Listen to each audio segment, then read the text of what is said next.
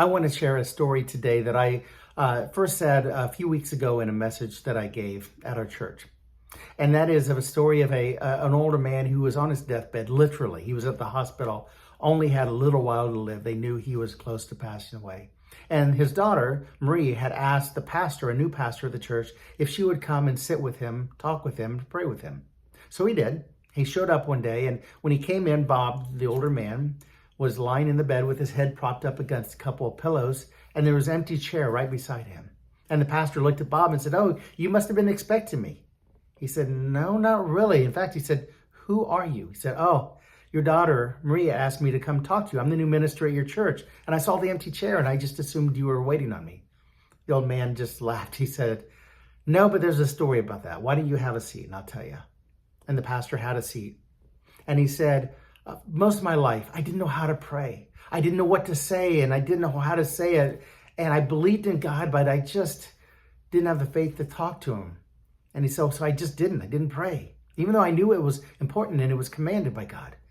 Until a few years ago, my best friend told me when he found out about this, he said, really, there's nothing to worry about when you're praying to God. There's no wrong or right way to pray. In fact, just pray. You're having a conversation with Jesus. In fact, he said, try this simple step. He said, put an empty chair in front of you. And when you do, imagine, have faith that God or that Christ is right there and you're having a conversation with him. And so Bob said, I did that. And it became so natural. And I was talking to Jesus every time. And I would do this for hours a day. And he said, I have to be careful because if I did this with my daughter, if she found me talking to an empty chair, she'd have me committed into a funny farm. But he said, that's really helped me. And the pastor just was really moved. And he said, that's a great story. He said, keep doing that. And the pastor prayed with Bob and he anointed his head with oil and he left. A couple days later, the daughter, Marie, called the pastor and said, my dad has passed away. And he asked, well, did he go peacefully? And she goes, yes. She goes, the day before, about 2:00, I stopped in the hospital room and talked to him, and I could tell he was really tired. And I went to go get a couple things. We talked. I said I love him and went to get a couple of things for him. And I came back, and the doctors say he had recently passed away. But she goes, help me with this. There was something strange the doctors told me about. My dad, right before as he passed away, he had leaned his head onto this empty chair and then died. She goes, what could that mean? The pastor, with a tear in his eyes, he just said, I wish everyone could go in faith that peacefully. Now, I love that story because I know I've talked to so many people who have struggled with prayer, knowing what to say, whether it's talking in front of others or just praying themselves. Do I have to be on my knees? Do I have to be standing up? Do I have to be close my eyes before a meal? Whenever. The answer is yes. Whatever way you want to talk to God. God wants a conversation with you. He wants a relationship with you. He gave his only son for you.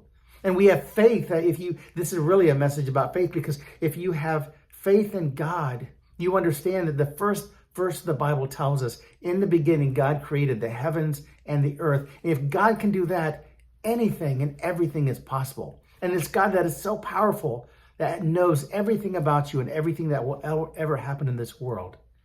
Is the same God that loves you so much he sent his only son to die for you. And not only in his death, but then his resurrection 3 days later, hundreds of people witnessed this. Many of them gave their lives to record what was done and said so that the rest of us would have faith and acknowledgement that this is what happened. So go today having faith in who God is through his son, Jesus. Know that there's no wrong way to pray. And I'm going to leave you on what's called really the faith chapter. It comes from the New Testament on Hebrews, the book of Hebrews. And I'm going to just do the verse 11, chapter 11, verse 6. And it says, without faith, it is impossible to please God, because anyone that comes to him must believe that he exists and that he will reward, or that he rewards those who earnestly seek him. Now, you see, the writer of Hebrews did not say it is difficult to please God without faith. It is impossible. Have that faith. Have a great week.